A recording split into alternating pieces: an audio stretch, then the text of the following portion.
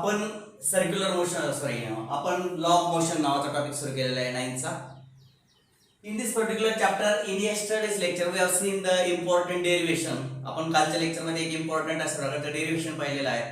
त्याला आपण म्हटलं काय सांगा, कायनेटिक इक्वेशन्स ऑफ काय सांगा मोशन. मोशनचे कायनेटिक इक्वेशन्स आपण पाहिले. तीन जे इक्वेशन्स होते ते जे तीन इक्वेशन्स आपण कालला पाहिलेले पहा लक्षात घ्या. त्याचं डेरिव्हेशन आपण पाहिलं. डेरिव्हेशन म्हणजे काय, how the equations are arise. ते इक्वेशन कसे तयार झाले, हाऊ दे आर क्रिएटेड, अरे लक्षात ते कसे फॉर्म झाले ते आपण त्या ठिकाणी पूर्ण डिटेल मध्ये ग्राफिकल मेथडने पाहिलेलं आहे. तर ती जी तीन इक्वेशन्स आली होती ती मी थोडीशी तुम्हाला सांगतो. मला आज या टॉपिक कडे जायचंय. But before seeing the next topic I am going to tell you which equations we have seen. The three kinematical equations of motion. There are three kinematic equations of motion are तीन kinetic equations आहेत. पहिले जे equation आहे पहा लक्षात घ्या. It is मध्ये म्हणतं काय सांगा, v equal to u plus at. पहा दिस इज द फर्स्ट इक्वेशन. बरोबर, ठीक आहे. हे जे इक्वेशन आहे it gives the relationship between the velocity and time. Velocity आणि टाइम यांच्यामध्ये रिलेशन सांगणारं हे इक्वेशन आहे. तर ते सर्वांना व्हेलॉसिटी आणि काय सांगा टाइम. त्यानंतर सेकंड जे इक्वेशन आहे पहा लक्षात घ्या, ते आहे s ut plus 1/2 at चा square.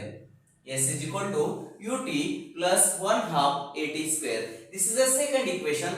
This equation gives the relationship between displacement, s for displacement and t for time. The displacement आणि time यांच्यामध्ये रिलेशन सांगणारं अशा प्रकारचं इक्वेशन आहे. And the third equation is v square is equal to u square plus twice s. This is the third equation which gives the relationship between the velocity and the displacement. कळतं सर्वांना? अशा प्रकारचे तीन equations आपण कायनेमॅटिकल equations म्हणून पाहिलेले आहेत. तर all the motions which takes place in the universe, विश्वामध्ये जेवढ्या कुठल्या मोशन होतात त्या सगळ्या मोशन जे आहेत ना त्या या इक्वेशनचे सॅटिस्फॅक्शन करतात. All the motions in the nature satisfies this equations. कळतं सर्वांना?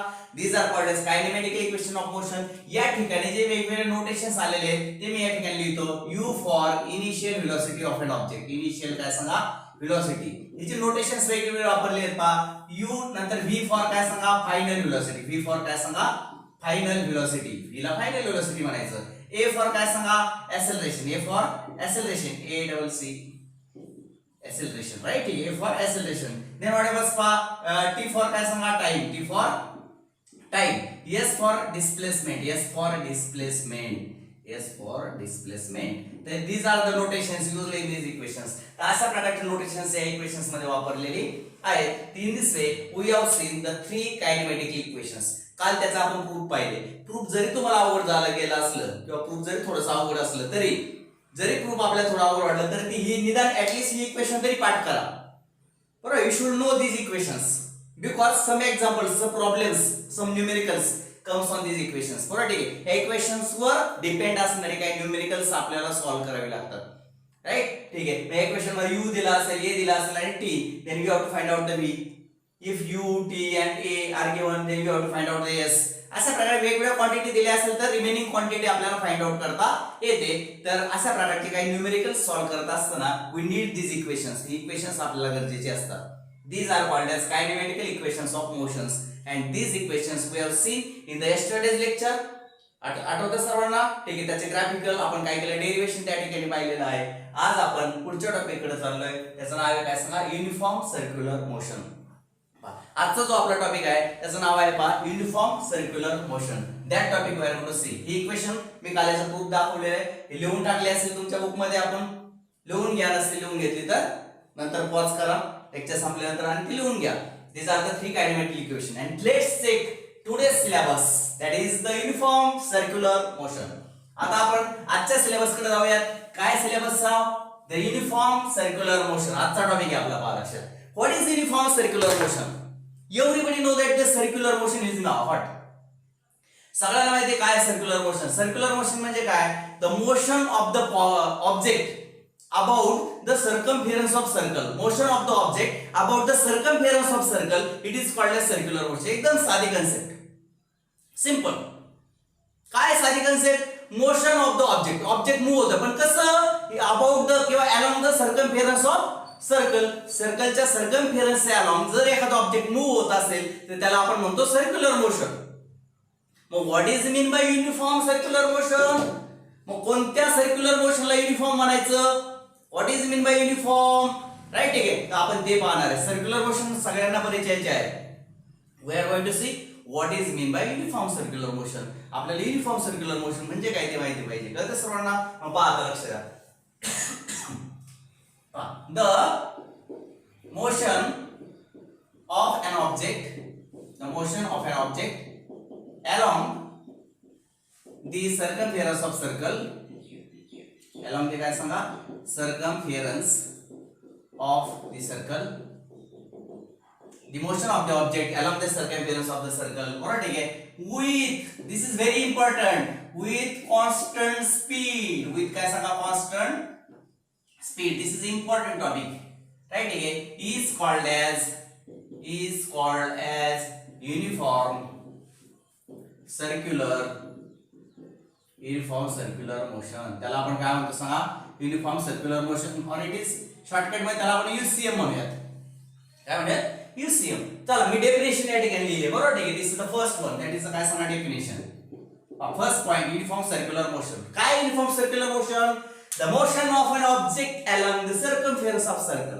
Motion of the object along the circumference of circle with constant speed. Circumference वर एखादा ऑब्जेक्ट मूव्ह होते.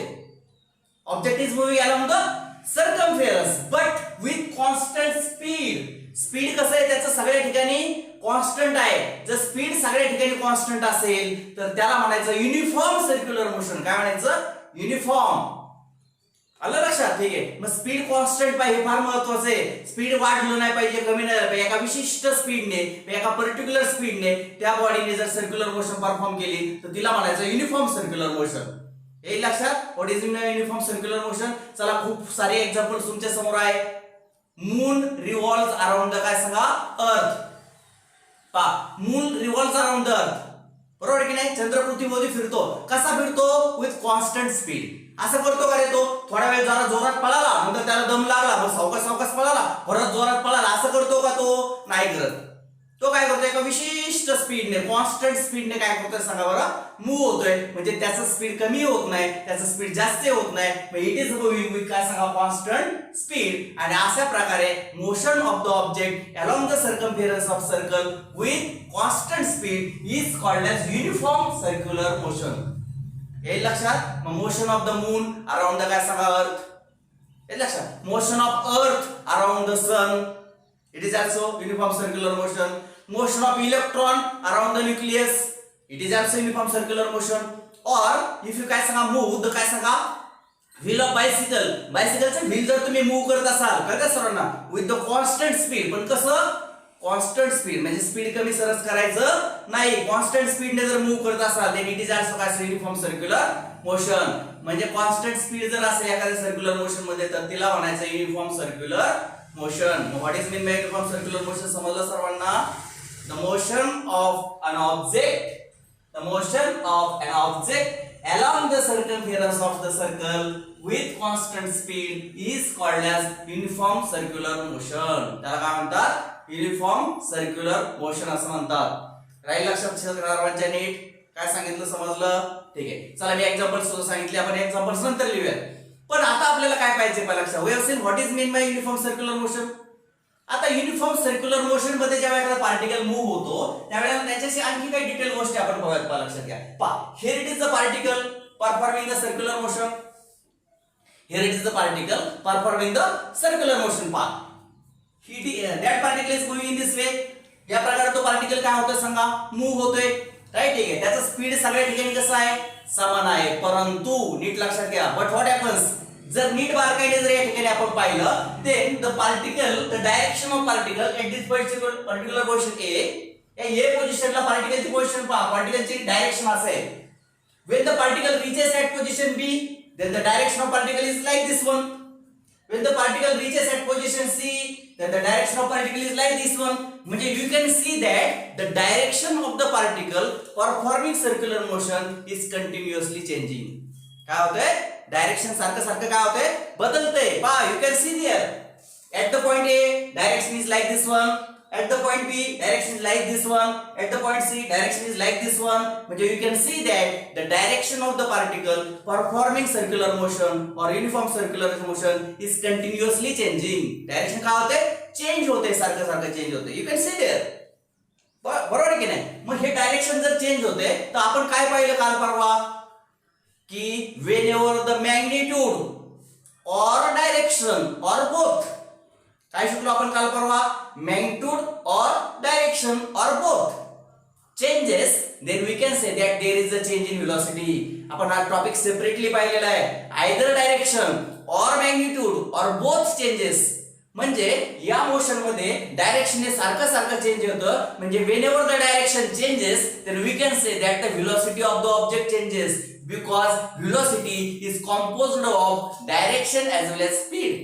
काय व्हेलॉसिटी दोन गोष्टींची मिळून बनलेली आहे, डायरेक्शन आणि काय सांगा, स्पीड. मग स्पीड जरी बदलत नसलं तरी डायरेक्शन मात्र सारखं सारखं बदलते. मग either speed or direction or both changes, then we can say that the velocity is changing. आपण काय म्हणतो, व्हेलॉसिटी बदलते त्या ठिकाणी, बरोबर की नाही. म्हणजे या ठिकाणी डायरेक्शन बदलताना आपल्याला त्या ठिकाणी दिसतंय. आणि as the direction is continuously changing, हे डायरेक्शन सारखं सारखं बदलत असल्यामुळं आपण म्हणतो की त्या ठिकाणी there is a change in velocity. काय झालंय, व्हेलॉसिटी मध्ये बदल होतोय. आलं लक्षात, ठीक आहे. Because velocity is composed of magnitude as well as direction. Velocity मध्ये जेवढं मॅग्निट्यूडला महत्व आहे तेवढं डायरेक्शनला महत्व असतं. आणि या ठिकाणी डायरेक्शन कंटिन्युअसली चेंज होते. म्हणजे याचा अर्थ काय होतो, व्हेलॉसिटी इज कंटिन्युअसली चेंजिंग. चला मग आता लक्ष द्या. मग व्हेलॉसिटी बदलते म्हणजेच या बॉडी मध्ये ऍक्सेलरेशन आहे, कारण चेंज इन व्हेलॉसिटीला आपण म्हणतो ऍक्सेलरेशन. मग आता लक्ष द्या. आम्ही नोट, मी दुसरा पॉइंट राईट आउट करतोय ऑन द बोर्ड. पहा, in during the uniform circular motion, comma, right, the speed of the object, speed of an object remains same. Speed जरी सारखं राहत असेल परंतु स्पीड सेम आहे, नो प्रॉब्लेम, कुणालाच काय वाटायची गरज नाही. Speed is same, everybody know that it is a uniform circular motion. Uniform circular motion मध्ये पार्टिकल कॉन्स्टंट स्पीडने मूव्ह होतोय. Speed is same, speed is constant, speed is equal at every point, but direction changes, right. But direction of particle continuously changes. काय होतंय, speed जरी same राहत असलं तरी direction मात्र सारखं सारखं काय होतंय, चेंज होतोय. मग डायरेक्शन चेंज होतं म्हणून the velocity, काय सांगा, velocity of particle object continuously changes. याचा अर्थ काय झाला, व्हेलॉसिटी काय होते, सारखा सारखा त्याची कंटिन्युअसली चेंज होते. Velocity of object continuously changes. आणि जेव्हा जेव्हा व्हेलॉसिटीत बदल होतो, the rate of change of velocity is called as acceleration. सर्वांना माहिती असेल डेफिनेशन. ऍक्सेलरेशन म्हणजे काय, acceleration equal to final velocity minus initial velocity upon time. शिकलोय की नाही आपण सगळे. Yes, acceleration is the rate of change of velocity. Whenever the velocity changes, we can say that the body is accelerated, because there is acceleration in the body. कारण change in velocity किंवा rate of change of velocity is called as acceleration. मग चला आता लक्ष द्या. मला सांगा ऑब्जेक्टचं काय होते, सांगा. velocity change होते. velocity change व्हायला कोण रिस्पॉन्सिबल आहे, डायरेक्शन चेंज होतं म्हणून velocity change होते. म्हणजे velocity changes due to the direction. कळते सर्वांना. आणि मग therefore the uniform circular motion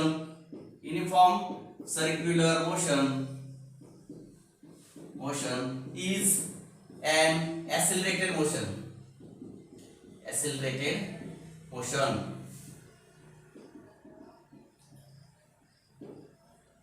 As its velocity, that is direction, changes. Uniform circular motion मध्ये जो पार्टिकल असतो त्याचं डायरेक्शन चेंज होतं म्हणजेच त्याची व्हेलॉसिटी चेंज होते. म्हणून युनिफॉर्म सर्क्युलर मोशन इज काय सांगा, accelerated motion. Uniform circular motion ही ऍक्सेलरेटेड मोशन असते. कळते सर्वांना, ठीक आहे. तर in this way we are saying what is the uniform circular motion. 3 points I have written here. 4th point I am going to tell you. आता how to find the speed of the uniform circular motion. Uniform circular motion speed कसं काढायचं. Speed सगळ्या ठिकाणी सारखं आहे, velocity सारखी नाहीये. Velocity मध्ये speed as well as direction पण महत्वाचं असतं व्हेलॉसिटी मध्ये, कारण व्हेलॉसिटी ही वेक्टर क्वांटिटी आहे, स्पीड ही स्केलर क्वांटिटी आहे. स्पीड म्हणजे मॅग्निट्यूड सगळ्या ठिकाणी सारखं आहे, म्हणजे स्पीड सारखं आहे परंतु व्हेलॉसिटी सारखी नाही, कारण velocity is composed of speed as well as direction. Speed जरी कॉन्स्टंट असलं तरी डायरेक्शन कॉन्स्टंट नसतं, आणि व्हेलॉसिटी स्पीड आणि डायरेक्शन दोघांची मिळून बनलेली असल्यामुळं व्हेलॉसिटी बदलते. राईट, जाऊयात पुढं. चला मग आता लक्ष द्या. युनिफॉर्म सर्क्युलर मोशन मध्ये ऍक्सेलरेटेड मोशन आहे. मग आता ह्या स्पीड कसं काढायचं. What is the formula for speed. Speed is equal to distance upon काय सांगा टाइम. डिस्टन्स अपॉन काय सांगा टाइम. कळतं सर्वांना. मग आता मला सांगा स्पीडला काय म्हणतो आपण, व्ही म्हणूयात. मॅग्निट्यूड ऑफ व्हेलॉसिटीला काय म्हणतात, स्पीड म्हणतात, म्हणजे व्ही म्हणूयात. Magnitude of velocity is called as काय सांगा स्पीड. आलं लक्षात. स्पीड म्हणजे काय, मॅग्निट्यूड ऑफ व्हेलॉसिटी, आणि स्पीड मध्ये डायरेक्शन ऍड केले की व्हेलॉसिटी तयार होते. चला, v is equal to distance. मला सांगा एका कंप्लीट सर्कल मध्ये किंवा एका कंप्लीट राऊंड मध्ये, एका कंप्लीट रिव्होल्यूशन मध्ये, येते लक्षात. ठीक आहे, इथून बॉडी निघाली आणि या ठिकाणी एक कंप्लीट रिव्होल्यूशन झालं, तर रिव्होल्यूशन मध्ये ती बॉडी किती डिस्टन्स कव्हर करते, इथून ते एवढं जे डिस्टन्स आहे इट इज इक्वल टू काय सांगा 2πr. म्हणजे किती, equal to circumference of circle. In one complete revolution the body will cover किंवा the object will cover the distance equal to circumference. एका कंप्लीट रिव्होल्यूशन मध्ये सर्कमफेरन्स एवढा डिस्टन्स कव्हर. सर्वांना माहिती आहे जे अंतर असतं त्याला आपण सर्कमफेरन्स म्हणतो. What is the formula for circumference, 2πr. मग in one complete revolution what is the distance cover. Distance is 2πr. where r is the radius of circular motion. r म्हणजे काय, या सर्क्युलर मोशनची रेडियस आहे. पहा, ह्या रेडियसला आपण r म्हणतो. लक्षात आलं सर्वांच्या. r is the radius of circular motion, right. किंवा रेडियस ऑफ काय सांगा path along which the particle moves. आणि टाइम, आता मला सांगा एक कंप्लीट राऊंड पूर्ण करण्यासाठी जर लागणारा वेळ जो त्याला आपण जर कॅपिटल टी म्हटलं, टी फॉर पिरियड. पिरियड म्हणजे time required to complete one revolution. एका रिव्होल्यूशनच्या साठी लागणारा जो टाइम असतो त्याला आपण पिरियड म्हणतो. It is indicated by T. T is the काय सांगा time required to complete one revolution. मग मला सांगा डिस्टन्स किती घेतलं मी, 2πr सर्कमफेरन्स एवढं, आणि टाइम किती घेतलं, कॅपिटल टी. मग व्हेलॉसिटी किंवा स्पीड कसं काढायचं समजलं तुम्हाला, 2πr आपण काय सांगा T. Using this formula you can find out the speed of the काय सांगा uniform circular motion. Speed of the particle performing uniform circular motion. Uniform circular motion perform करणाऱ्या पार्टिकलचं स्पीड या फॉर्म्युलेने तुम्हाला फाइंड आउट करता येईल. Speed equal to distance upon time. Speed equal to distance upon time. v equal to 2πr upon capital T. लक्षात आलं सर्वांच्या. In this way you can find out the काय सांगा स्पीड. कळालं सर्वांना. या पद्धतीने तुम्ही स्पीड काढू शकता. हा फॉर्म्युला समजला का सर्वांच्या. Speed equal to distance upon time. एका कंप्लीट रिव्होल्यूशन मध्ये किती डिस्टन्स होतं, सर्कमफेरन्स एवढं, आणि टाइम किती लागला आपण त्याला टी म्हणूया. मग सर्कमफेरन्स आपण काय सांगा टाइम इज इक्वल टू काय सांगा स्पीड. लक्षात राहील. चला आता पाचवं मी पहा. टू गेट किंवा to find the direction of a particle at any point किंवा particle performing uniform circular motion at any point. कुठल्याही पॉइंटला जर तुम्हाला युनिफॉर्म सर्क्युलर मोशनचं डायरेक्शन फाइंड आउट करायचे, म्हणजे फॉर एक्झाम्पल पहा, हा पार्टिकल या ठिकाणी आलाय. लक्ष द्या.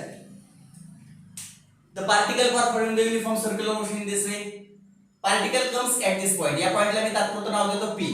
when the particle reaches at point p, then what is the direction of particle. पार्टिकलचं डायरेक्शन कसं असणार आहे तर पहा, we have to draw the tangent. पहा आपल्याला काय करायचं, सर्कलला टँजेंट ड्रॉ करायची, आणि ही टँजेंट असते पहा, लक्षात घ्या. इट इज काय सांगा टँजेंट. लक्षात आलं सर्वांच्या. टँजेंट कळतं सर्वांना, स्पर्शिका. we draw the काय सांगा tangent at point काय सांगा p. this tangent gives the direction of काय सांगा particle. this tangent gives the काय सांगा डायरेक्शन ऑफ काय सांगा पार्टिकल. टँजेंट आपल्याला टँजेंट काढावं लागेल. आपल्याला समजा या ठिकाणी पार्टिकलचं डायरेक्शन ठरवायचं असेल तर काय करायचं, आपल्या या सर्कलला असे टँजेंट काढायचे. दिस टँजेंट गिव्स द काय सांगा डायरेक्शन ऑफ काय सांगा पार्टिकल ॲट दिस पॉइंट. या ठिकाणी जर आपल्या डायरेक्शन काढायची इथे टँजेंट काढायची, दिस इज काय सांगा direction of particle at this point. या ठिकाणी डायरेक्शन कसं आहे असं आहे, या ठिकाणी डायरेक्शन असं आहे, या ठिकाणी डायरेक्शन असं आहे, तर या ठिकाणी डायरेक्शन असं आहे, या ठिकाणी डायरेक्शन असं आहे, या ठिकाणी डायरेक्शन असं आहे. म्हणजे if we draw the tangent to the काय सांगा circular path at any point, then that tangent gives the direction of uniform circular motion. कळेल सर्वांना? मग मी पहा लक्ष द्या. At any point then we draw a tangent to the circle at that point. आपण काय करतो, जर आपल्याला डायरेक्शन काढायचं असेल पार्टिकलच्या एखाद्या विशिष्ट पॉइंटला, समजा या पॉइंटला मला पार्टिकलचं डायरेक्शन काढायचं असे टँजेंट काढायचं, या पॉइंटला डायरेक्शन काढायचं ही टँजेंट काढावी लागेल, या पॉइंटला डायरेक्शन ही टँजेंट काढावी लागेल, या पॉइंटला डायरेक्शन काढायचं ही टँजेंट, अशा प्रकारे डायरेक्शन कंटिन्युअसली काय होते चेंज होत चाललंय. To find the direction of particle performing uniform circular motion at any point, then we draw a tangent to the circle at that point. त्यासाठी आपल्याला सर्कलला काय करावं लागते, टँजेंट काढावे लागते कुठल्याही पॉइंटला. त्याचं एक चांगलं उदाहरण देऊ का? पहा, तुमची सायकल आहे, सायकलला चिखल गुतला, समजा सायकलला काय केलं सांगा चिखल लागला, तर चिखल लागलं सायकलचं चाक फिरताना तो चिखल जर उडाला तर तो चाकाबरोबर गोल फिरतो का? नाही फिरत, गोल नाही फिरत. हे पहा सायकलचं चाक असं फिरत असेल, पहा लक्षात घ्या, सायकलचं चाक अशा पद्धतीने फिरत असेल तर सर्वांना इथं चिखल आहे आणि चिखल उडला तर तो असा सरळ जातो, तो सायकलच्या चाकाबरोबर गोल फिरतो का? नाही फिरत. That mud goes in this वे, म्हणजे दिस इज द डायरेक्शन ऑफ काय मड ॲट दिस पॉइंट. हे काय आलं आणि ही कोण आहे त्या सर्कलची टँजेंट आहे, कळते सर्वांना? म्हणजे चिखल असा उडतो म्हणजे टँजेन्शियली चिखलाचं डायरेक्शन असतं, कळते? किंवा तुम्हाला आणखी एक एक्झाम्पल सांगू, पहा असे एक डिस्क घ्यायची, डिस्क कशावर तरी पिवोट करायची, त्याच्यावर एक कॉइन ठेवायचं आणि डिस्क काय करायची सांगा रिव्हॉल्व करायची, बरोबर? ठीक आहे, speed is given, circular speed is given to the disc. मग this coin goes away away away आणि स्पीड जर फास्ट केला आपण तर कॉइन काय सांगा त्याच्यावर असं निसटून जाईल, स्लाइड होईल कॉइन आणि कॉइन साडे गेला असं तिरकं जातं. इट गोज अलोंग द काय सांगा टँजेंट. म्हणजे टँजेंट ड्रॉन टू द काय सांगा circular path gives the direction of the काय सांगा object at that point. Circular पाथला आपण जर टँजेंट ड्रॉ केली तर ती टँजेंट त्या ऑब्जेक्टचं त्या ठिकाणचं डायरेक्शन सांगते. कळलं सर्वांना?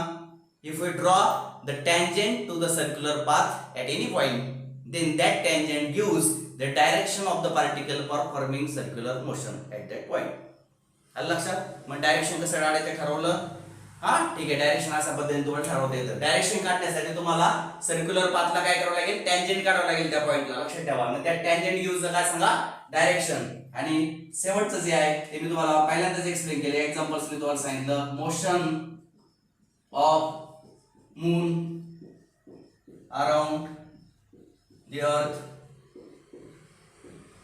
comma motion of electrons around the nucleus, etc. These are the examples of काय सांगा युनिफॉर्म सर्क्युलर मोशन. ही सगळे युनिफॉर्म सर्क्युलर मोशनचे काय सांगा एक्झाम्पल्स आहेत. तर in this way we have seen what is mean by uniform circular motion. तर अशा प्रकारे आपण युनिफॉर्म सर्क्युलर मोशन म्हणजे काय ते त्या ठिकाणी पाहिलं. सर्वांच्या लक्षात येईल असं टॉपिक पहा. परत एकदा आपण 2 मिनिटात रिपीट करूयात. What is mean by uniform circular motion? Definition मी लिहिली आहे. The motion of an object along the circumference of circle. अशा प्रकारे सर्कमफेरन्स वर, पण कशी? With constant speed. It is very important for uniform motion.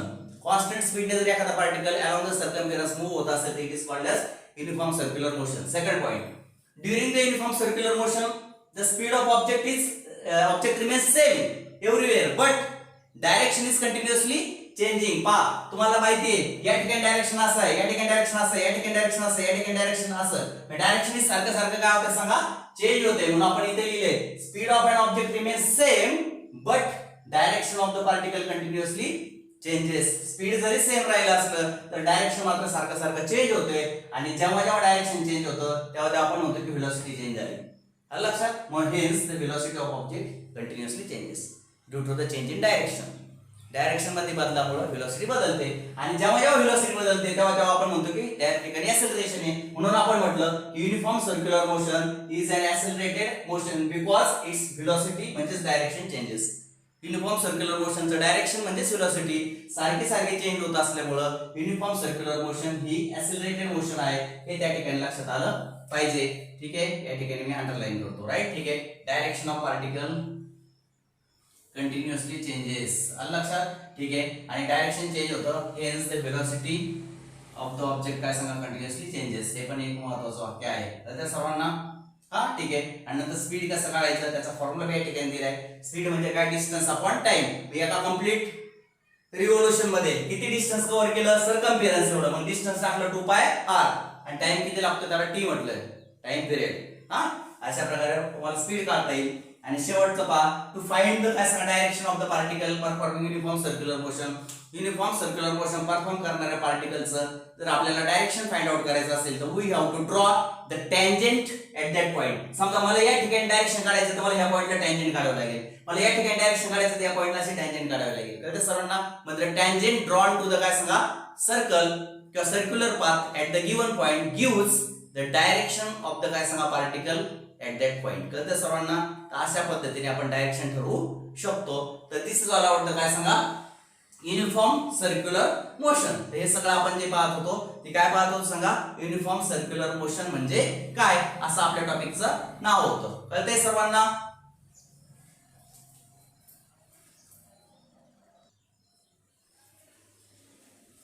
आता मी तुम्हाला काय करतोय पहा लक्षात, एक छोटीशी गोष्ट एक्सप्लेन करू. आपण एक छोटा आपल्या दैनंदिन जीवनाबद्दल एक एक्झाम्पल त्या ठिकाणी घेऊयात. पहा, आपण फॅन लावतो का आपल्या घरामध्ये, बरोबर. ठीक आहे, वी स्विच ऑन द काय सांगा फॅन. फॅनचं बटन आपण चालू केलं, वी स्विच ऑन द काय सांगा फॅन. आपण फॅनचं बटन चालू केलं. फॅनचं बटन चालू केलं तर काय होतं, फॅनचं स्पीड जे आहे ते सुरुवातीला काय होतं वाढतं. सुरुवातीच्या काही जे असेल ते 1-2 मिनिटं म्हणावं आपण त्याला किंवा 1 मिनिट, सुरुवातीचं 1 किंवा 2 मिनिटं. फॅनचं स्पीड कॉन्स्टंट आहे का, नाहीये, ते वाढत वाढत चाललंय. सुरुवातीचे 1-1.5 मिनिटं फॅनचं स्पीड काय होत चाललंय, वाढत वाढत. म्हणजे फॅनचं स्पीड कॉन्स्टंट नसतं. आणि जर स्पीड कॉन्स्टंट नसेल तर ती युनिफॉर्म मोशन नाही. म्हणजे फॅन सुरुवातीच्या 1-2 मिनिटं हा नॉन युनिफॉर्म मोशन मध्ये, कारण त्याचा स्पीड कॉन्स्टंट नाहीये बरं का, लक्षात घ्या. पहिले 2 मिनिटं फॅन हा नॉन युनिफॉर्म मोशन मध्ये, नॉन युनिफॉर्म सर्क्युलर मोशन मध्ये. पण एकदा का स्पीड हाय झालं की मग फॅनचं स्पीड मात्र काय होतं सांगा, कॉन्स्टंट राहतं. कळतंय सर्वांना. सुरुवातीला नॉन युनिफॉर्म मोशन, पण एकदा का 2 मिनिटं गेली की फॅनचं स्पीड कसं राहतं, कॉन्स्टंट राहतं. माहिती आहे सर्वांना. मग एकदा 2 मिनिटांच्या नंतर फॅनची मोशन कशी आहे, कॉन्स्टंट स्पीडने. मग fan is moving with uniform circular motion. पहा, सुरुवातीचे 2 मिनिटं नॉन युनिफॉर्म सर्क्युलर मोशन, कारण स्पीड कॉन्स्टंट नाही, ते वाढत वाढत चाललंय. एकदा का स्पीडने एक व्हॅल्यू किंवा एक पर्टिक्युलर काय म्हणतात मॅग्निट्यूड अटेन केलं की त्याचं स्पीड कॉन्स्टंट राहतं. कळतंय सर्वांना. ठीक आहे, म्हणजे तिथून पुढे मात्र युनिफॉर्म. सुरुवातीला नॉन युनिफॉर्म मोशन, नंतर युनिफॉर्म मोशन, आणि नंतर आपण सगळ्यात शेवटी आपलं सगळं काम झालं, आपण फॅन बंद करायला गेलो की फॅनचं स्पीड परत कमी कमी कमी कमी होत जातं. जाते की नाही कमी कमी होत. म्हणजे फॅनचं स्पीड परत कमी, म्हणजे त्या ठिकाणी स्पीड कॉन्स्टंट नाहीये, परत एकदा नॉन युनिफॉर्म मोशन. मग पहा, फॅनची मोशन जर मी इथं डायग्रामॅटिकली दाखवायची ठरली तुम्हाला तर कशी दाखवतो पहा लक्षात ऐक ना. ठीक आहे, ही जी फिगर आहे मी थोडीशी छोटी करतो. आपली जी फिगर होती ना, ही आपली फिगर आहे पहा. ए पॉइंटला डायरेक्शन असं आहे, बी पॉइंटला डायरेक्शन असं आहे, सी पॉइंटला डायरेक्शन असं आहे, डी पॉइंटला डायरेक्शन असं आहे. ही आपली.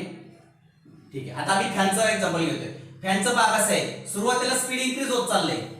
सुरुवातीला काय होत चाललं स्पीड, टाइम पहा, या अक्षरावर मी टाइम घेतोय, या अक्षरावर मी काय करतो सांगा स्पीड घेतोय. या अक्षरावर काय घेणार सांगा स्पीड.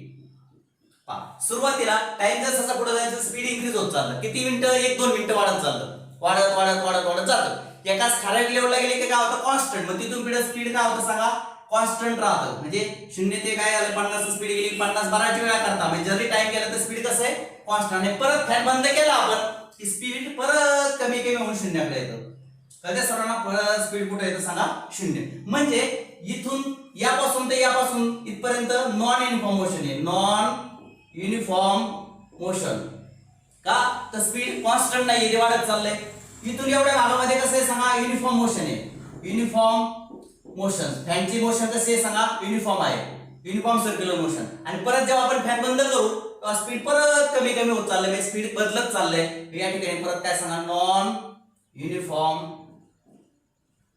मोशन. लक्षात आलं का सर्वांच्या. जेव्हा आपण फॅन चालू करतो तेव्हा सुरुवातीला 1-2 मिनिटं नॉन युनिफॉर्म मोशन, कारण स्पीड बदलते. नंतर फॅनचं स्पीड कॉन्स्टंट राहतं म्हणजे युनिफॉर्म मोशन. आणि जेव्हा फॅन बंद करतो तेव्हा परत स्पीड कमी कमी होत चाललं, म्हणजे काय सांगा नॉन युनिफॉर्म मोशन. तर अशा पद्धतीने येते लक्षात सर्वांच्या तुमच्या लक्षात आलं पाहिजे की फॅनची मोशन ही युनिफॉर्म पण असते नॉन युनिफॉर्म. सुरुवातीला नॉन युनिफॉर्म, मधल्या काळामध्ये युनिफॉर्म, परत बंद करताना नॉन युनिफॉर्म. तर in this way we have seen how the uniform circular motion. तर युनिफॉर्म सर्क्युलर मोशन मध्ये स्पीड कॉन्स्टंट असतं. जर स्पीड कॉन्स्टंट नसेल तर त्याला नॉन युनिफॉर्म सर्क्युलर मोशन म्हणायचं. हे लक्षात. आणि स्पीड जर कॉन्स्टंट असेल सर्क्युलर मोशनचं तर त्याला म्हणायचं युनिफॉर्म सर्क्युलर मोशन. ठीक आहे. तर अशा पद्धतीने we have seen what is mean by uniform circular motion in this particular lecture. आजच्या लेक्चर मध्ये आपण युनिफॉर्म सर्क्युलर मोशन म्हणजे काय मी ते सांगितलं. मी तुम्हाला सर्वांना नोटबुक करायला सांगितलेले आहेत. पहा, तुम्हाला सर्वांना काय सांगितले मी, नोटबुक करा. प्रत्येक सब्जेक्टला एक 200 पेजेसची नोटबुक करा. येते लक्षात. ठीक आहे. पण 200 पेजेसची नोटबुक केल्यानंतर काय होईल, मी जे जे फळ्यावर लिहितोय की नाही त्याच्या नोट्स तुम्हाला काढाय. पहा, मी एकदम तुम्हाला नोट्सच्या भाषेतच लिहून दिलेलं आहे सगळं. ही नोटच एक प्रकारची. Write a note on uniform circular motion किंवा write the define uniform circular motion. Define म्हणलं की फक्त एवढंच लिहायचं डेफिनेशन. नोट लिहा म्हटलं की सगळं लिहायचं. याची की नाही लक्षात. What is the formula for speed of uniform circular motion, हा फॉर्म्युला लिहायचा. मी एकदम सिंपल अशा प्रकारच्या नोटच्या भाषेतच तुम्हाला लिहून देतोय की जेणेकरून तुम्हाला घरच्या घरी छोट्याशा अशा छोट्या नोट्स तयार करता येतील. तर जे जे मी ब्लॅक बोर्ड ह्या बोर्डवर लिहून देतोय ते सगळं तुम्ही काय करायचं, एखादं स्क्रीन माझं लेक्चर संपल्यानंतर एखाद्या ठिकाणी स्क्रीन पॉज करायचं. पॉज केल्यानंतर ते सगळं असं आपल्या वहीमध्ये व्यवस्थित असं लिहून काढायचं. म्हणजे ते आपल्या नोट्स होतील. जेव्हा आपल्याला भविष्यात अभ्यास करायला ह्या नोट्स उपयोगी पडतील तुम्हाला. क्लासरूम लेक्चर सुरू झाल्यानंतर आपण स्वतः ते नोट्स लिहून देऊ, पण आता आपल्यावर मर्यादा आहेत सगळ्यांवर. म्हणून आपण या नोट्स अशा तुम्ही काय करा, लेक्चर संपल्यानंतर ते पॉज करा, स्क्रीनशॉट घ्या आणि त्याच्या आधारे काय करा, त्याच्या नोट्स वगैरे राईट डाऊन करत चला. टॉपिकचं हेडिंग द्यायचं युनिफॉर्म सर्क्युलर मोशन, ही त्याची नोट्स आहे. कळालं सर्वांना. उद्या आपला दुसरा टॉपिक सुरू होईल तर मी दुसरं हेडिंग देईल, दुसऱ्या टॉपिकचा नोट लिहून टाकायच्या. अशा प्रकारे नोट्स जे आहेत त्या सगळ्या काय करा तुम्ही अपडेट करत चला आणि लेक्चर पेंडिंग ठेवू नका. आजचं लेक्चर आजच पाहायचं, एकदा सोडून दोनदा पाहायचं, काय फरक नाही पडत आहे की नाही. आणि तुम्हाला युट्यूबला आपण त्यासाठी झूमवर लेक्चर घेत नाहीये, आपण युट्यूबवर लेक्चर घेतले. झूमचं लेक्चर कसं असतं, एकदा लाईव्ह लेक्चर घेतलं मी की लाईव्ह लेक्चर मध्ये जरी तुम्हाला नेट गेलं किंवा काय झालं, चित्र नाही दिसलं, आवाज नाही आला, अनेक काही गोष्टी जरी झाल्या तर तुम्हाला त्या ठिकाणी परत रिटेक घेता येत नाही. गेलं तुमचं नेट गेलं तर त्या शिकवणाऱ्या टीचरला कळत नाही. त्यामुळे त्या ठिकाणी अनेक प्रॉब्लेम येतात. आपण त्यासाठी युट्यूबवर लेक्चर सुरू केलेले आहेत. तुम्हाला हे लेक्चर किती वेळा बघता येणार आहे, किती वेळा मागे घेता येणार आहे, पुढे घेता येणार आहे, पॉज करता येणार आहे. तुमच्याकडे जेव्हा नेट असेल तेव्हा घेता येणार आहे, तुमच्या वडिलांचा फोन अवेलेबल होईल तेव्हा पाहता येणार आहे. तुम्हाला ही जी काही खूप फ्लेक्झिबिलिटी आहे युट्यूब मध्ये आपण लेक्चर देत असल्यामुळे. त्यामुळे आपण झूमवर लेक्चर नाही घेता. कोणता पर्याय निवडलाय, युट्यूबचा. हा तुमच्यासाठी एक लक्षात घ्या. जरी त्यात आम्हाला खूप कष्ट पडत असले, कारण झूमवर कसं लेक्चर घेतलं की संपलं. पण आमचं कसं आहे, आता लेक्चर घ्या, त्याला एडिटिंग करा, नंतर ते अपलोड करा, मग तुम्हाला लिंक पाठवा, अनेक आम्हाला वेळ जातो. जरी वेळ जात असला तर ही मेथड तुमच्यासाठी मुद्दाम आम्ही चॉईस केलेली आहे की तुम्हाला किती वेळा लेक्चर पाहता आलं पाहिजे, मागे घेता आलं पाहिजे, पुढे घेता आलं पाहिजे. लेक्चर नाही समजलं तर दोनदा तीनदा पाहता आलं पाहिजे. हा त्याच्या मागचा हेतू होता. म्हणून आम्ही युट्यूबचा हा पर्याय निवडलेला आहे. आलं लक्षात. त्यामुळे झूम पेक्षा हा पर्याय आम्हाला योग्य वाटला, म्हणून आम्ही हा पर्याय तुम्हाला तुमच्यासाठी निवडला. तुम्हाला सुद्धा हा योग्य वाटत असेल, कारण झूमवर परत मागं घ्या, पुढे घ्या, पॉज करा असे पर्याय नाहीये. हे रेकॉर्डिंग लेक्चर असल्यामुळे तुम्ही ते करू शकता. किती वेळा पाहू शकता, कधीही पाहू शकता, किती वेळा थांबू शकता, स्क्रीनशॉट काढू शकता, काही करू शकता. आणि म्हणून या मेथडचा पुरेपूर उपयोग करा. लेक्चर पेंडिंग ठेवू नका. येते लक्षात. ठीक आहे. आणि या सगळ्या छोट्या नोट्स असं काढत चलत जा. तुमच्याकडे खूप वेळ आहे सध्याच्या काळामध्ये. येते लक्षात. ठीक आहे. तर दिस ऑल अबाउट द काय सांगा today's lecture. Tomorrow we are going to see the काय सांगा न्यू टॉपिक. याच्यापेक्षा आपण पुढचा टॉपिक उद्या सुरू करणार आहोत. येते लक्षात. आजच्यासाठी एवढंच. थँक्यू.